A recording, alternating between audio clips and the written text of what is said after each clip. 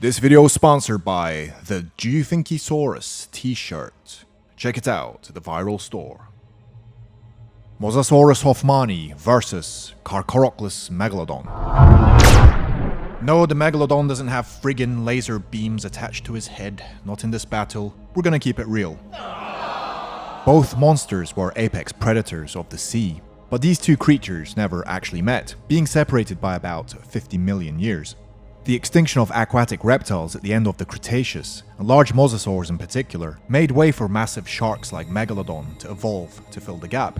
Most mosasaurs couldn't compete with Megalodon as far as size, but the largest remains of Mosasaurus hoffmanni put estimates of its length at 59 feet, which matches the length estimate for Megalodon, so at least the competitors are fairly matched in size. Anyway, first some stats. Sea Megalodon. Length 18 to 25 meters. Weight 50 to 60 tons. Swim speed up to 17 meters per second.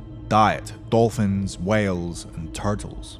Now onto the weapons of Megalodon. No laser beams, man. In the massive 7-foot jaw of Megalodon were 5 rows of 276 compressed blade-like teeth that were made for cutting and grasping powerful prey. It had the most powerful bite force ever known. Some estimate it to be around 18 tons in the upper range, 3 times more powerful than a T-Rex. Now onto the stats of Mosasaurus. Length 15 to 20 meters. Weight 15 tons. Swim speed up to 13 meters per second.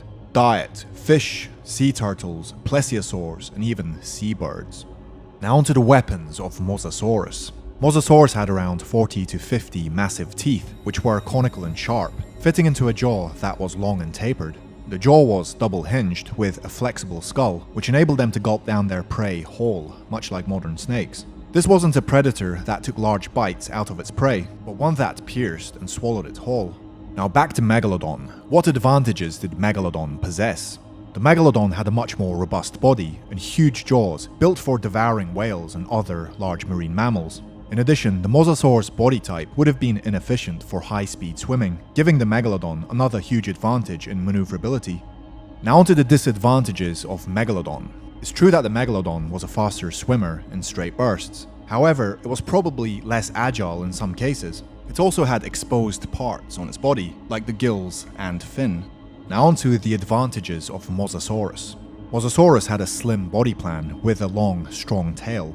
It swam with a serpentine undulation of the whole body, using the limbs more for maneuvering than locomotion. It's possible that it could pull a surprise move on Megalodon. The teeth of a giant mosasaur were not good for tearing flesh, but were good for stunning and crippling its prey. The Mosasaurus could make a fatal strike and then keep his distance. Now onto the disadvantages of the Mosasaurus. Mosasaurus would not have been able to get its jaws around the much thicker body of the Megalodon. It would take just one catastrophic bite from the Megalodon to end the battle. Megalodon had a much more powerful bite force. In addition, the Mosasaur's body type would have been inefficient for certain types of high-speed maneuvers. Let's fight! The two beasts circle each other, using their primeval brains to figure out how to go in for the kill. The Mosasaur looks at the large bulk of the Megalodon and thinks it can outmaneuver and attack its fins or tail, unsure whether or not it can get a solid bite on the bulkier areas of the shark. The Megalodon plans to chomp down on the midsection of the long Mosasaur body to immobilize it and tear it apart, but really, any part of the body will do. They circle closer. The Mosasaur slinks through the water, in alternating slow and then faster, nervous bursts of speed when the Megalodon swims a bit closer. Megalodon just swims in a steady, watchful way with its piercing black eyes. The Mosasaur cautiously and quickly makes one last trip to the surface for air, and quickly dives, trying to maneuver underneath the Megalodon. Suddenly, the Megalodon twists with a burst of speed and rushes the Mosasaur, not allowing it to get an upper hand by positioning itself to strike from below.